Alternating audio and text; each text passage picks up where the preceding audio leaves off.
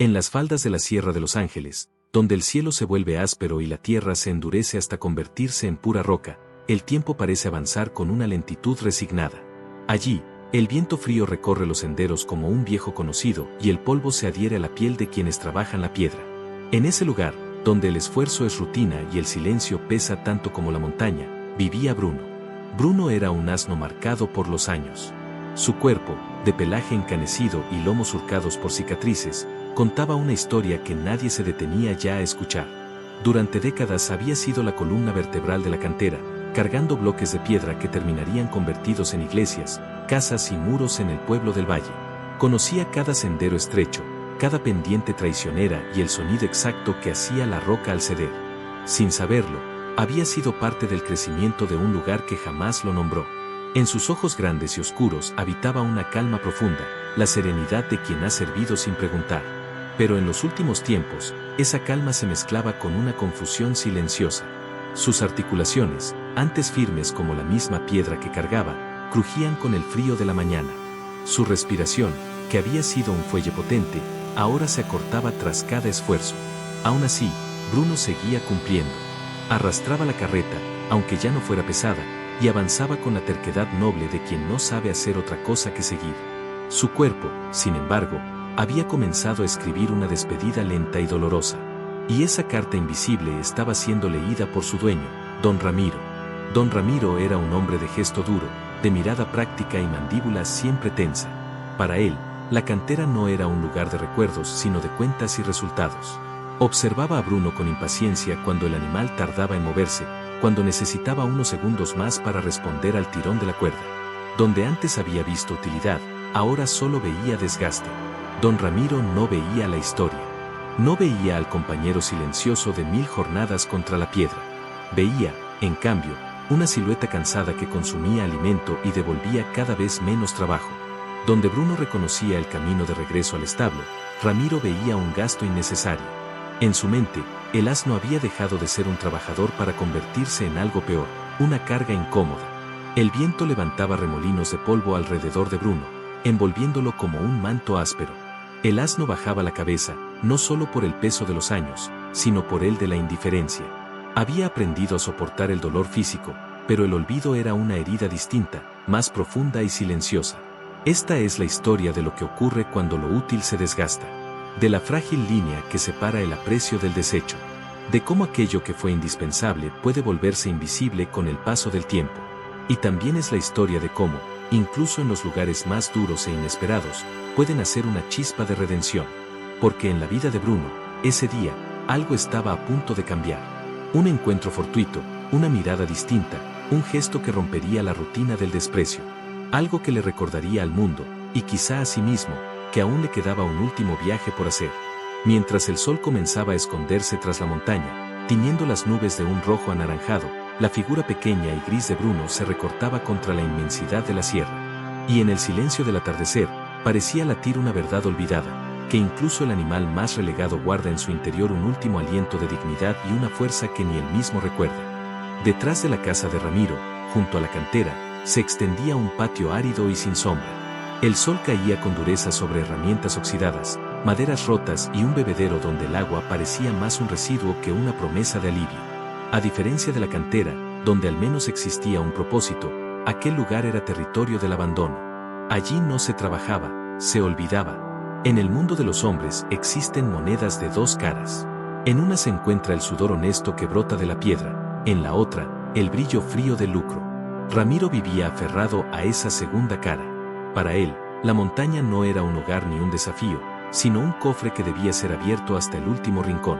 Todo lo que contenía, incluso los seres vivos, debía justificar su existencia con un rendimiento claro y constante. Ramiro había adquirido la cantera en una negociación rápida, sin espacio para preguntas ni miramientos.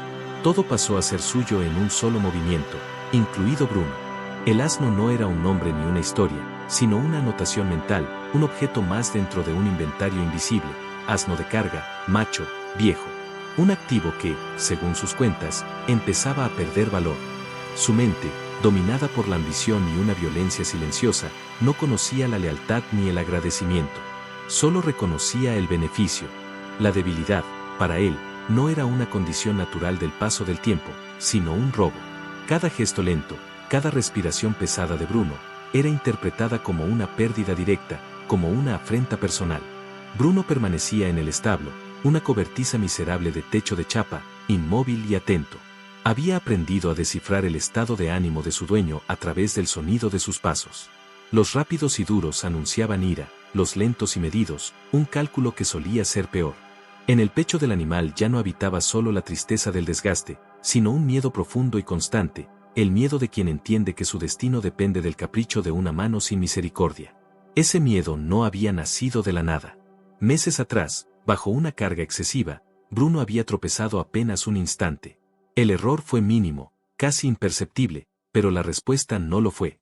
Ramiro descargó un golpe seco contra su anca, sin palabras, sin advertencias. No fue un castigo para corregir, sino un mensaje grabado a fuerza de dolor: quien no sirve, sufre. Para Ramiro, cada flaqueza era un desafío, una falta imperdonable contra su autoridad y su bolsillo. No veía al animal cansado ni al cuerpo envejecido. Veía números que ya no cerraban.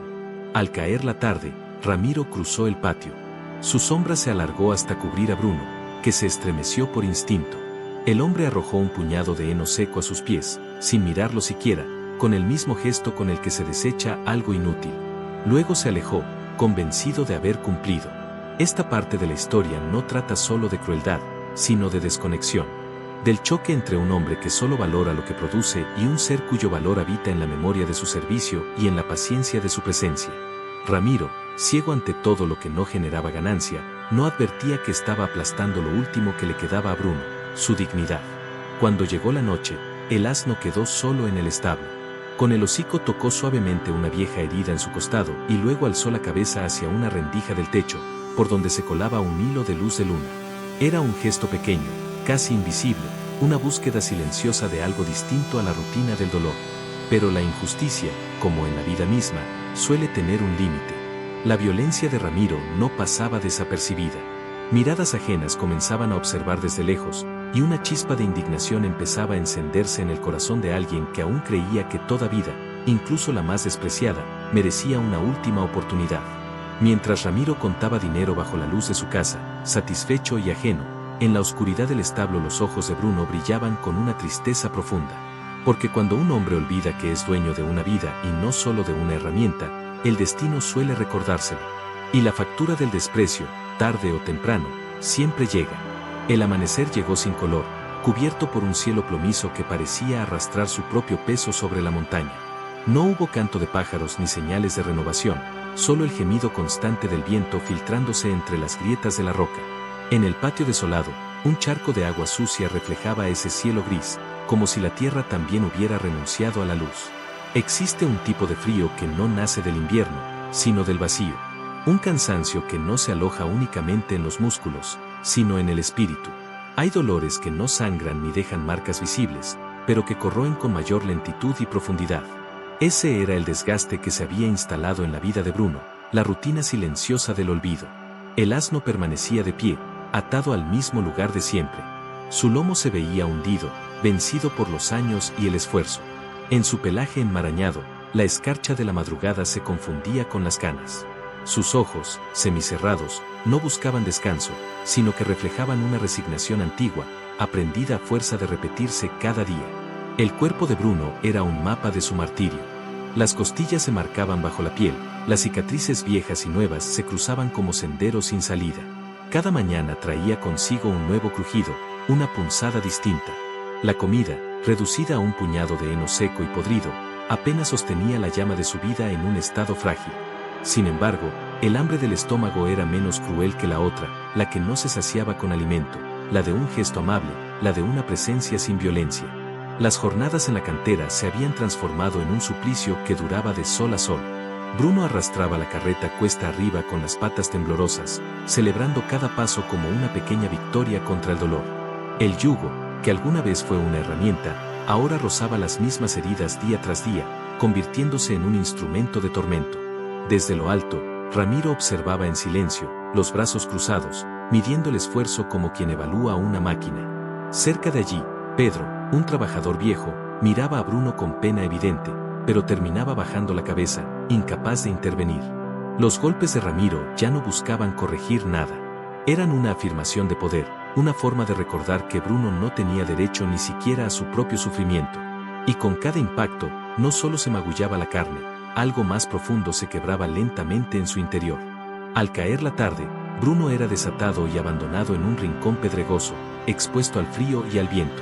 No había establo, solo una pared rocosa que ofrecía una protección engañosa. Desde allí, podía ver el pueblo a lo lejos, donde las luces de las casas se encendían una a una, como estrellas cercanas e inalcanzables. La noche era su única tregua y, al mismo tiempo, su enemigo más silencioso. Tendido sobre las piedras frías, bajo un cielo indiferente, el dolor físico cedía apenas para dar paso a otro más hondo. Escuchaba a la distancia los ladridos de los perros, las risas apagadas de las familias, el murmullo de un mundo que seguía girando sin notarlo. Bruno no se sentía solo cansado o viejo, se sentía invisible, como un fantasma de carne y hueso que había quedado atrás. Cuando la lluvia comenzó a caer, fina y helada, Bruno no se movió. Dejó que el agua resbalara por su lomo, arrastrando el polvo y mezclándose con el sudor seco. Era un baño triste, una lágrima del cielo derramada sobre su soledad. Ese era el verdadero desgaste del alma, cuando la esperanza se apaga y solo queda la inercia de la respiración. Bruno había entregado su fuerza, su juventud y su lealtad silenciosa, y a cambio había recibido apenas un rincón de piedras y desprecio. Pero incluso en el terreno más árido, una sola gota puede significar un océano. Esa noche, Pedro apareció en silencio, cuidando que nadie lo viera. Dejó junto a Bruno un pequeño montón de zanahorias y un cubo de agua limpia. Sus miradas se cruzaron apenas un instante. En los ojos del hombre había culpa y compasión, en los de Bruno, un destello de asombro fugaz, como un relámpago que rompe la oscuridad. Pedro se marchó sin decir palabra. Bruno se acercó despacio al alimento, lo olfateó, pero no comió de inmediato. Levantó la cabeza hacia el lugar por donde el hombre había desaparecido. En sus ojos ya no habitaba solo la tristeza. Había una pregunta, una chispa mínima y temblorosa de algo que creía perdido, la conexión. Porque el abandono no es una sentencia definitiva mientras exista un corazón capaz de reconocer a otro. Y esa noche, bajo la lluvia fría y con el sabor de una bondad prohibida en el aire, el alma olvidada de Bruno comenzó, muy lentamente, a despertar de su largo letargo. La noche cayó sobre la montaña con un frío que no provenía solo del aire. Era un frío que se filtraba en los huesos y parecía inmovilizar el tiempo. El viento aullaba con una soledad antigua, recorriendo las laderas como una presencia viva. Bajo un cielo nocturno de un azul profundo y helado, la silueta retorcida de un viejo olivo se recortaba a la luz pálida de una luna menguante y afilada. En una de esas noches en las que la soledad deja de ser un estado y se vuelve compañía, Bruno, arrastrando el último jirón de sus fuerzas, buscó refugio donde nunca antes lo había hecho. Se acurrucó al pie del tronco nudoso del olivo, temblando sin control. Su aliento escapaba en pequeños jadeos blanquecinos que el viento disipaba de inmediato. No había calor ni protección real, pero aquel árbol, testigo de incontables inviernos, era la única presencia en ese paisaje que nunca le había causado dolor. No era el establo que jamás tuvo, pero era algo. El olivo permanecía allí, inmóvil y silencioso, como una compañía neutral. Y en ese amparo mínimo, con la dignidad herida y el cuerpo exhausto, Bruno hizo algo que quizá no había hecho en toda su vida de servidumbre: se rindió. No a la muerte, sino al peso insoportable de su propia verdad. Cerró los ojos. El temblor de su cuerpo comenzó a aquietarse, no porque el frío cediera, sino porque algo en su interior se concentró en un silencio profundo. En ese espacio íntimo, levantó una plegaria. No hubo palabras, porque su lenguaje no era el de los hombres. Pero si el alma tuviera sonido, la suya habría llenado todo el valle. Bruno no pidió que regresara el sol del verano ni que sus fuerzas de juventud volvieran por milagro. No rogó venganza contra la mano que lo golpeaba ni justicia contra el desprecio que lo rodeaba. Su ruego fue más simple y, por eso mismo, más desgarrador. Suplicó liberación. Pidió no despertar otra mañana bajo el yugo del miedo. Rogó no volver a ver el rechazo en los ojos de quien lo consideraba deshecho. Su oración fue el grito silencioso de una vida que ya no se sentía como vida, sino como una larga agonía del espíritu. Una lágrima pesada se formó en la comisura de su ojo oscuro y rodó lentamente por su pelaje, trazando un surco limpio entre el polvo. No era señal de debilidad, sino la prueba tangible de una emoción profunda y verdadera. En ese instante, bajo el olivo y la luna indiferente, Bruno dejó de ser solo un animal de carga.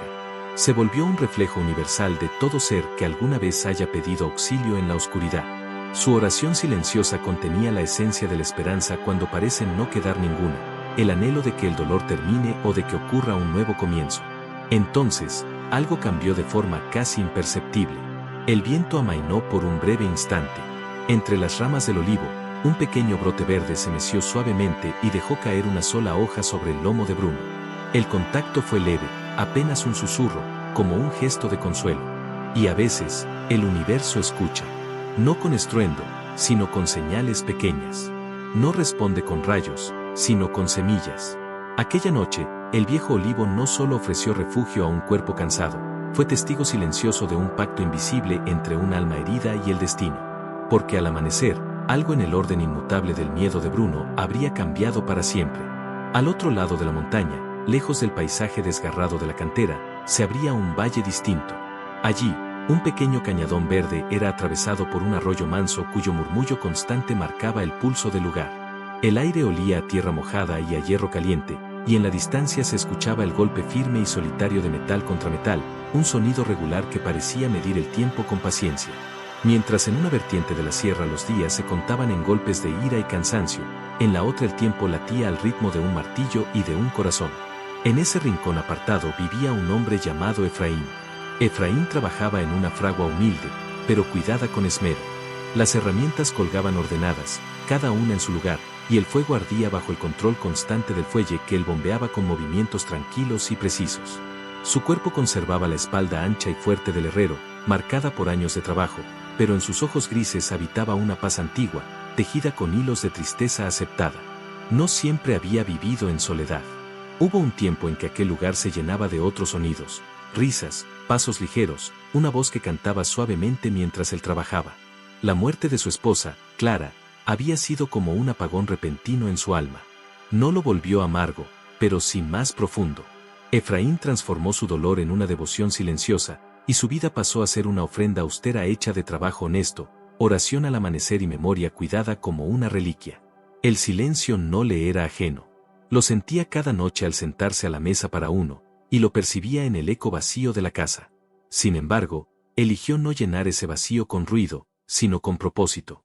Su fe no se proclamaba en voz alta, se manifestaba en la firmeza de las herraduras que forjaba, en la justicia de sus precios y en la ayuda discreta que ofrecía a los pocos vecinos del valle.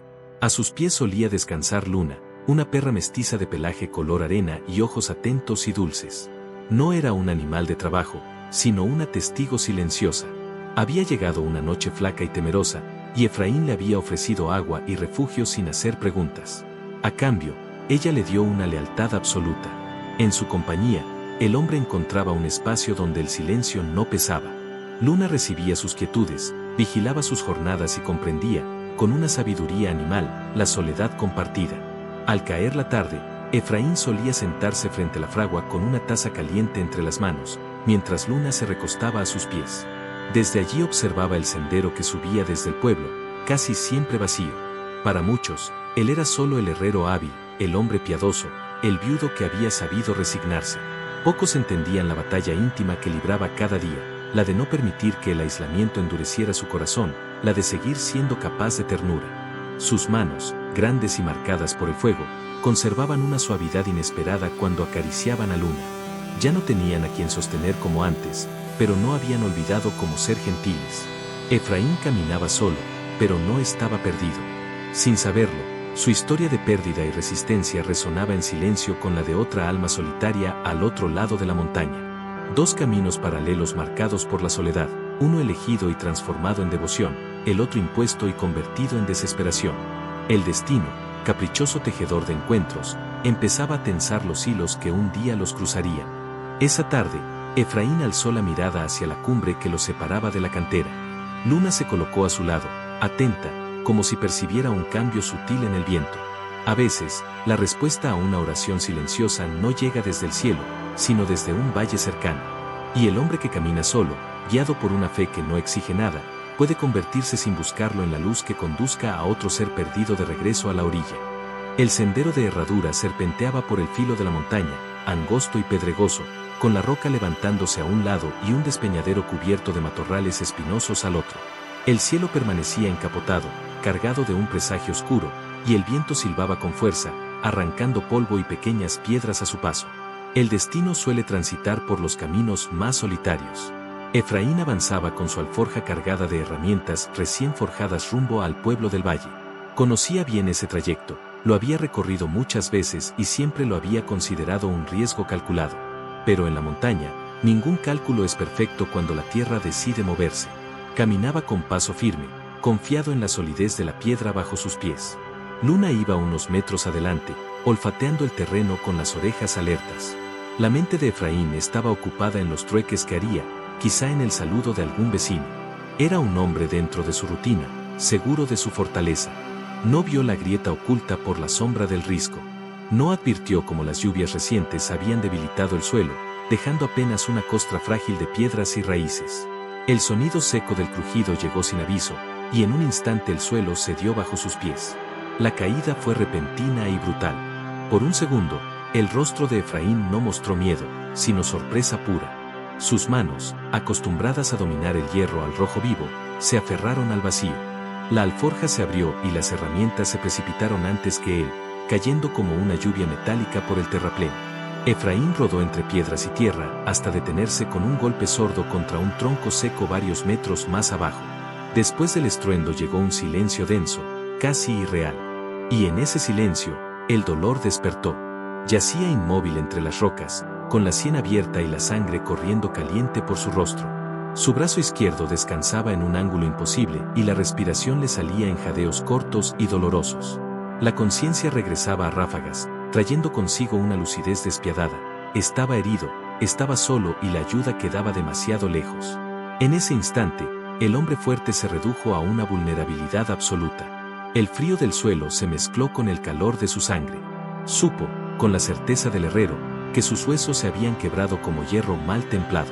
El cielo se oscurecía cada vez más. Luna apareció poco después, ladrando con desesperación. Se deslizó por la pendiente hasta llegar a él y comenzó a lamerle la mano, emitiendo gemidos agudos. Comprendió la gravedad de la situación sin necesidad de palabras. Con una inteligencia nacida del vínculo, subió de nuevo al sendero y corrió en la dirección donde, minutos antes, había escuchado el sonido de mulas. Interceptó a un par de arrieros y se plantó frente a los animales, ladrando con urgencia. Luego regresó unos pasos hacia el barranco y volvió a mirarlos, insistente. Su mensaje era claro, necesitaba ayuda. Los hombres se detuvieron apenas un instante. Miraron a la perra callejera y se intercambiaron una mirada cargada de fastidio.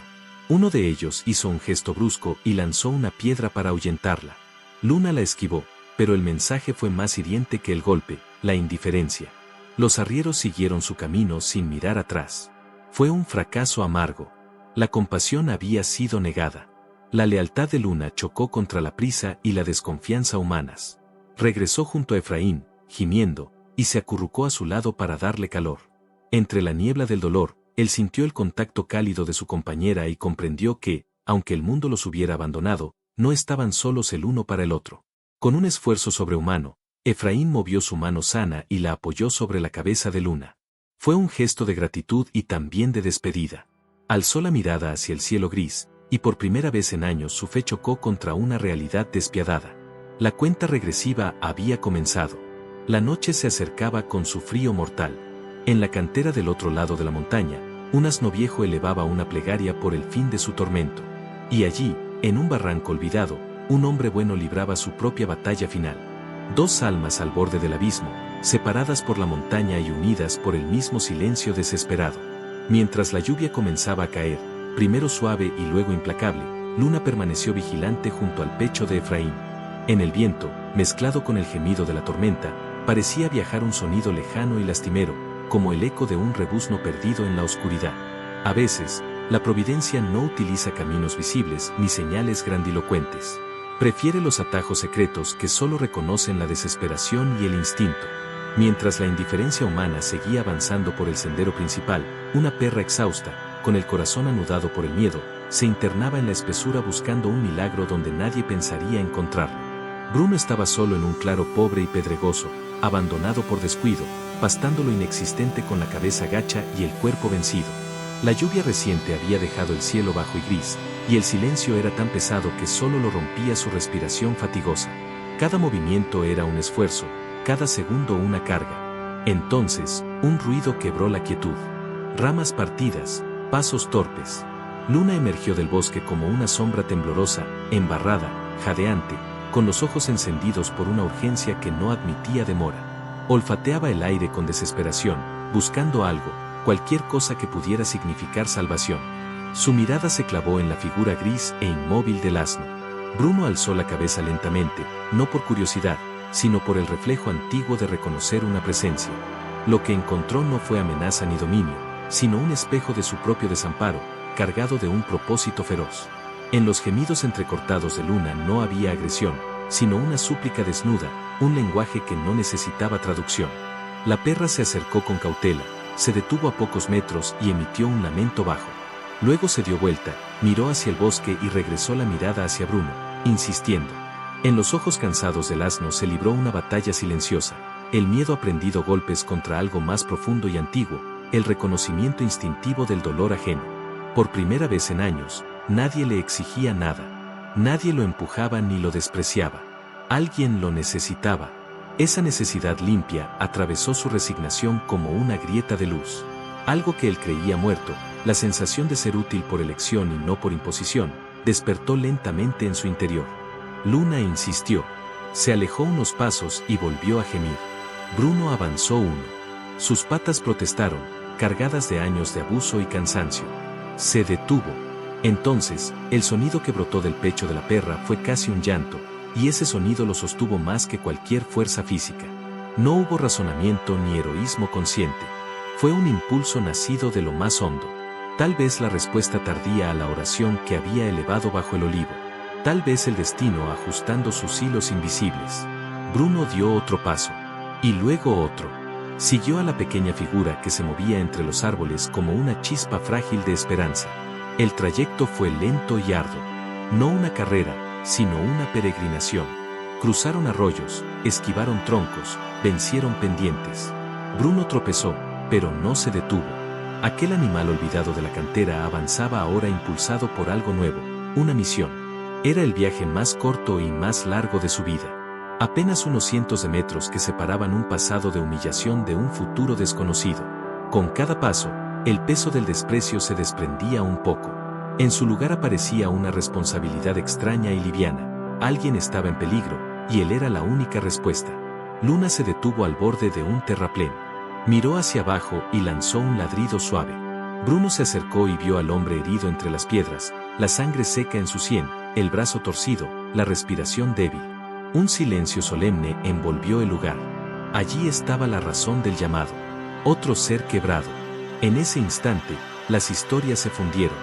El herrero solitario, el asno maltratado y la perra fiel dejaron de ser soledades separadas. Se convirtieron en una única posibilidad frágil y poderosa, la interdependencia. Bruno bajó la cabeza. No había miedo en sus ojos, solo una calma firme. Resopló suavemente, como sellando una promesa. La oración había sido escuchada, no con la desaparición del dolor, sino con la llegada de un propósito. El animal que había suplicado el fin de su sufrimiento encontró, en el sufrimiento ajeno, la razón para seguir viviendo. El encuentro inesperado había ocurrido. Y nada volvería a ser igual. Frente al abismo de la muerte, el valor no se mide en fuerza, sino en entrega. En la penumbra que cerraba la noche, con el frío descendiendo como una sentencia, Bruno observó el cuerpo inconsciente de Efraín desde lo alto del terraplén. Abajo, un hombre herido. Arriba, un sendero estrecho hacia la vida. Entre ambos, su propio cuerpo cansado, marcado por años de abuso, llamado ahora a convertirse en puente. No hubo órdenes ni gritos.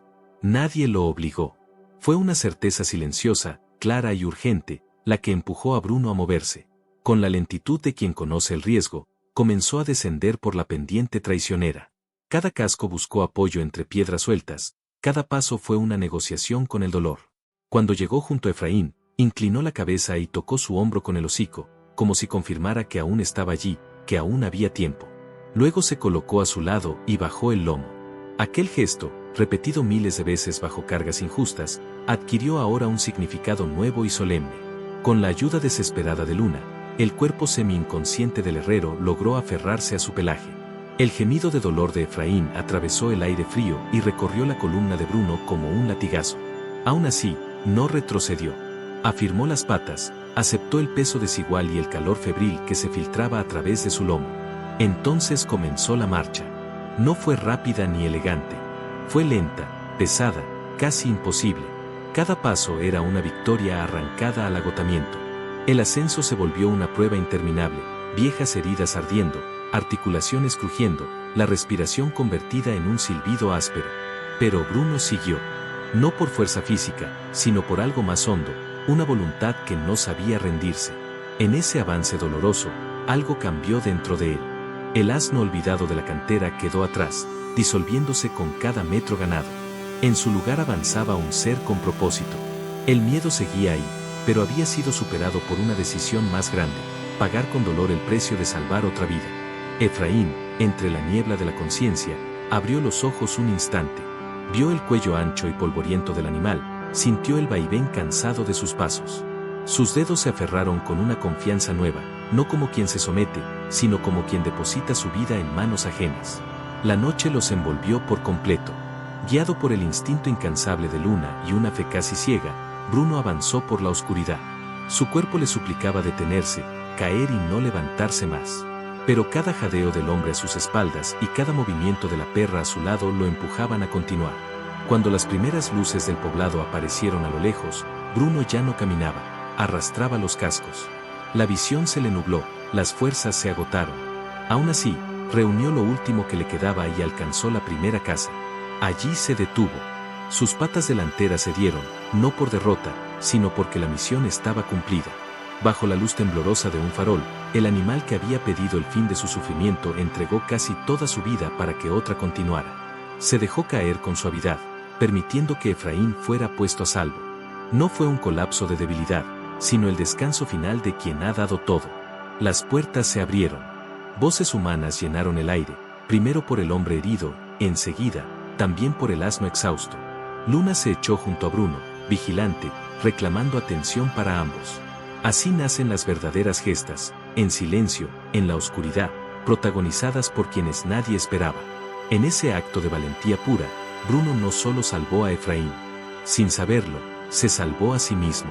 Porque al borde mismo de la muerte, había encontrado, por fin, el significado profundo de estar vivo. Al amanecer, la plaza del pueblo despertó con un murmullo distinto. No era el ruido habitual del mercado ni el saludo distraído de los vecinos, sino una vibración contenida, como si todos intuyeran que algo importante estaba a punto de revelarse. Frente a la casa del curandero, Efraín yacía sobre una camilla improvisada, vendado y pálido, pero vivo. Muy cerca de él, Bruno bebía agua lentamente de un cubo sostenido por unas manos bondadosas. Su cuerpo seguía exhausto, pero respiraba con calma. Por primera vez, nadie lo apuraba, nadie lo golpeaba. La justicia suele dormir en los pueblos pequeños, arrullada por la costumbre y el miedo. Pero hay hechos que la despiertan de golpe, como un portazo en la conciencia colectiva. Y aquella mañana, la verdad, cansada de ser ocultada, decidió ponerse de pie. Ramiro apareció atravesando la plaza con pasos duros y respiración agitada. Su presencia rompió la armonía frágil del lugar. No traía preocupación, sino furia. Sus ojos no buscaban saber si el asno estaba bien, sino confirmar que su posesión seguía existiendo. Para él, Bruno no era un salvador, era un objeto extraviado. Alzó la voz reclamando propiedad, intentando imponer su autoridad a gritos. Avanzó hacia Bruno con la intención de recuperar la soga que aún colgaba de su cuello. Pero antes de que pudiera tocarlo, alguien se interpuso. Fue Pedro, el viejo trabajador de la cantera, el mismo que durante años había callado, dio un paso al frente. Sus piernas temblaban, pero no retrocedió. Por primera vez, su espalda no estaba encorvada por la obediencia, sino erguida por la verdad. Aquella mañana ya no podía bajar la mirada. Pedro habló, y al hacerlo, rompió algo que llevaba demasiado tiempo intacto, el silencio. Contó lo que había visto, lo que todos habían visto. Los golpes, el hambre, el abandono. Cada palabra caía en la plaza como una piedra lanzada al agua quieta. Entonces ocurrió lo inevitable. Otras voces se sumaron. Una mujer recordó las mañanas heladas en las que veía al asno temblar sin refugio. Otro vecino habló del yugo sobre heridas abiertas. La verdad, una vez liberada, comenzó a multiplicarse. No era un ataque, era una confesión colectiva. El alguacil escuchó en silencio. Su presencia imponía calma, no miedo. Observó a Ramiro, sudoroso y acorralado. Miró a Bruno, quieto, con las marcas del pasado aún visibles en el cuerpo. Y finalmente posó los ojos en Efraín, que asintió débilmente desde la camilla. La decisión no fue impulsiva. Fue clara. El abuso había quedado expuesto. Y el acto heroico de Bruno había cambiado todo. El mismo animal considerado inútil había hecho lo que nadie más hizo, arriesgar su vida para salvar otra, sin órdenes ni recompensa. Cuando el alguacil anunció que Bruno quedaba retirado de la custodia de Ramiro, la plaza exhaló un suspiro colectivo. No era solo alivio, era reparación. Ramiro comprendió entonces que no solo perdía un asno, sino algo más profundo, su poder, su máscara, su lugar ante los demás. Bruno no celebró, no entendía de victorias legales. Pero sí entendía algo nuevo, las voces que lo rodeaban ya no eran de desprecio, eran voces que lo defendían. Y esa sensación, desconocida y profunda, se llamaba reconocimiento. La soga raída fue cortada y cayó al suelo como una piel vieja. En ese gesto sencillo se quebró el último yugo, no el de la madera, sino el del desprecio. Efraín extendió su mano sana. Bruno acercó el hocico. No fue una promesa hablada, sino un pacto silencioso entre dos seres que habían sobrevivido gracias al otro. Ramiro se marchó solo, más pequeño de lo que había llegado. Y Bruno se quedó en el centro de la plaza, rodeado de personas que por primera vez lo miraban no como propiedad, sino como alguien. La verdad había salido a la luz. Y con ella, la dignidad de un asno que ya no pertenecía a nadie, salvo a su propio destino. Algunos finales no son un punto definitivo, sino un regreso al lugar correcto. Tras el ruido de la plaza, las miradas cargadas de verdad y el peso de la justicia, el valle de Efraín recibió a 3 viajeros exhaustos con una calma que no exigía explicaciones. Allí, entre el murmullo del arroyo y el aire tibio de la primavera, comenzó la sanación verdadera, la que no ocurre de golpe, sino que se construye día tras día. El valle era distinto a todo lo que Bruno había conocido. No había polvo permanente ni gritos que cortaran el aire. El sol caía con suavidad, y el suelo, en lugar de piedra, ofrecía hierba fresca. En un pequeño corral abierto, sin sogas ni cerrojos, Bruno permanecía quieto al principio, como si aún esperara la orden o el castigo. La costumbre del encierro no se borra de inmediato. Pero nada ocurría. Nadie levantaba la mano. Nadie lo apuraba. Con cautela, dio un paso. Luego otro. Sus cascos tocaron la hierba tierna, y el contacto fue casi un descubrimiento. Bajó el hocico y aspiró el aroma del heno limpio, abundante, real. Comió despacio, no por debilidad, sino por incredulidad. Aquel alimento no estaba racionado. No era un premio. Simplemente estaba ahí. Efraín lo observaba desde un banco de madera, el brazo aún vendado, el cuerpo todavía frágil, pero el espíritu firme. Cada mañana se acercaba a Bruno sin prisa, limpiaba sus heridas antiguas con manos pacientes y le hablaba con una voz baja, agradecida. No le pedía nada. No lo miraba como herramienta. En cada gesto había respeto, y en cada caricia, un silencioso gracias que Bruno parecía entender. Luna descansaba entre ambos, como si siempre hubiera pertenecido a ese espacio exacto.